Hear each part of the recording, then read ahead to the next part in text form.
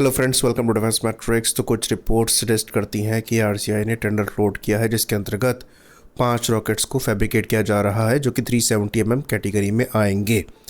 खैर, हमारे सर्च करने पर तो ये टेंडर नहीं मिला, पर अगर ये सही है तो ये शोकेस कर रहा है कि हम ultra long range rocket artillery system पर काम करना स्टार्ट कर चुके हैं।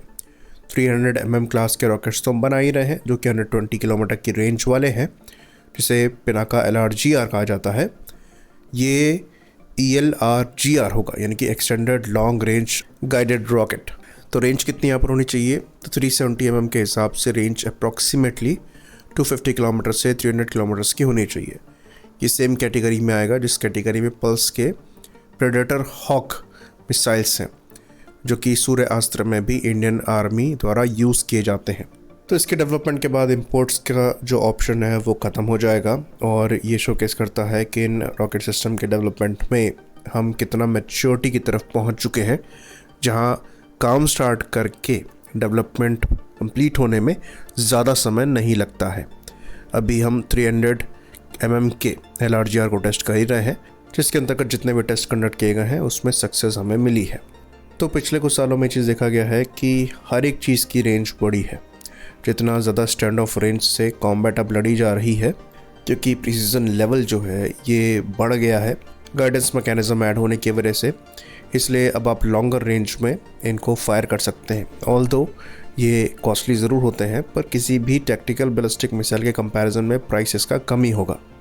तो रियल कॉम्बैट में आप इनको बड़े नंबर में इस्तेमाल कर सकते हैं। इवन पाकिस्तान द्वारा भी इन्हीं रॉकेट सिस्टम्स को इंडिया के अगेंस्ट में इस्तेमाल किया गया था, जब उनकी एयरफोर्स जो है वो फेल हो गई थी कहीं भी स्ट्राइक करने में और आसपास भी फ्लाई नहीं कर पा रही थी।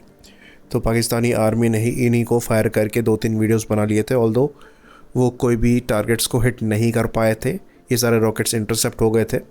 पर उसके पीछे रीज़न ये था कि इंडिया के एयर डिफेंस सिस्टम्स काफ़ी अच्छा काम कर रहे थे।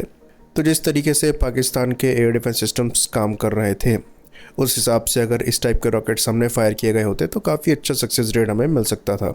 ऑल्दो ये बात हमको बता दें कि प्लान्स पहले से ही एग्जिस्ट करते थे in long range artillery systems को बनाने के, लेकिन ऑप्शन सिंदूर के बाद ये थोड़ा एक्सेलरेट ज़रूर हुआ है। बाकी रशिया यूक्रेन वॉर में भी जो अमेरिकन ATACMS मिसाइल है उसने भी काफ़ी अच्छा परफॉर्म किया है। ATACMS को मिसाइल ज़रूर कह रहे हैं, पर यह हाइमार्स सिस्टम का पार्ट है जो कि गाइडेड रॉकेट सिस्टम है। बाकी चाइना द्वारा भी लॉन्ग रेंज के रॉकेट आर्टिलरी सिस्टम को डेवलप किया जा रहा है। तो 370 एक स्वीट स्पॉट है 250 से 300 किलोमीटर की रेंज को अचीव करने के लिए, पर फ्यूचर में आपको इनसे भी ज़्यादा रेंज चाहिए होगी। ऑल्दो उस केस में अगर हम टैक्टिकल बैलिस्टिक मिसाइल पर स्विच करते हैं तो 500 किलोमीटर की रेंज में आपको प्रलय मिसाइल मिल जाएगी, जो कि ज़्यादा बेहतर गाइडेंस के साथ आती है, ज़्यादा एक्यूरेट होगी और वैरायटी ऑफ वॉरहेड कैरी कर पाएगी, जिसकी वजह से उसका price definitely in rocket artillery system के कंपैरिजन में ज़्यादा होगा। तो जो पिनाका रॉकेट सिस्टम हम बना रहे हैं इसमें ऑलमोस्ट अब हर कैटेगरी के रॉकेट्स आ गए हैं। जो इनिशियल पिनाका है वहाँ पर 30 से 45 किलोमीटर तक की मैक्स रेंज मिलती थी, जो कि 214 के रॉकेट्स हैं। फिर उसी में गाइडेड पिनाका आ गए जहाँ पर 60 to 75 किलोमीटर्स की रेंज मिलती है, और ये 214 के ही रॉकेट्स हैं। उसके बाद फिर आपका LRGR आता है जो कि 300 के रॉकेट्स हैं और 120 किलोमीटर्स की मैक्स रेंज वहाँ पर मिलती है। लेकिन वॉरहेड की मात्रा भी बढ़ गई है, 250 kg के अराउंड वॉरहेड वहाँ पर कैरी किया जाता है, तो अच्छी खासी डैमेज वो रॉकेट्स कर सकते हैं।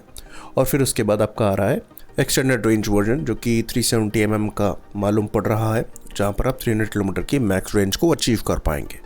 प्राइस डेफिनेटली रेंज के साथ बढ़ता हुआ आपको नज़र आएगा। तो जो रिक्वायरमेंट है उस हिसाब से आप रॉकेट्स को यूज़ कर सकते हैं। अच्छी चीज़ ये है कि पल्स रॉकेट आर्टिलरी सिस्टम की तरह ये भी एक मॉड्यूलर सिस्टम होगा और एक ही लॉन्चर से आप इन सबको लॉन्च कर पाएंगे, जो कि लॉजिस्टिक्स में आपका पैसा और समय दोनों बचाएगा।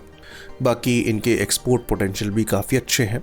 आर्मीनिया को हम पहले ही बेच चुके हैं, वो डेफिनेटली लॉन्गर रेंज के मिसाइल्स में इंटरेस्टेड होंगे। तो इस डेवलपमेंट में सक्सेस ही सक्सेस दिखाई दे रही है। अब ये देखना है कि कितनी तेज़ी से यहाँ पर फैब्रिकेशन कंप्लीट होता है और टेस्टिंग स्टार्ट होती है, जिसके बाद सब कुछ क्वालिफाई होके प्रोडक्शन में ये रॉकेट एंटर करता है, क्योंकि ये स्पीड बढ़ाई जा रही है कुछ रिपोर्ट्स के हिसाब से, और ये एक एग्जाम्पल होगा कि इसमें कितना बड़ा चेंज आया है। आई होप इन्फॉर्मेशन यहाँ पर क्लियर रही हो। इसी बात पर इस वीडियो को हम ख़त्म करेंगे। लाइक करिए, सब्सक्राइब करिए। जय हिंद।